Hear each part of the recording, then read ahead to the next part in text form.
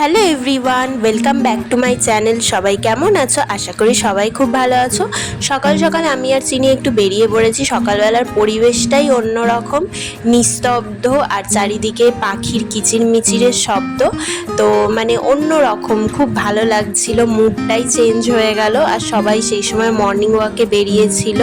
তো আমরা যেদিন যাচ্ছিলাম সেদিন ছিল হচ্ছে মহা অষ্টমী। এই মাসে বাসন্তী পূজা, অন্নপূর্ণা পূজা এগুলো হয়।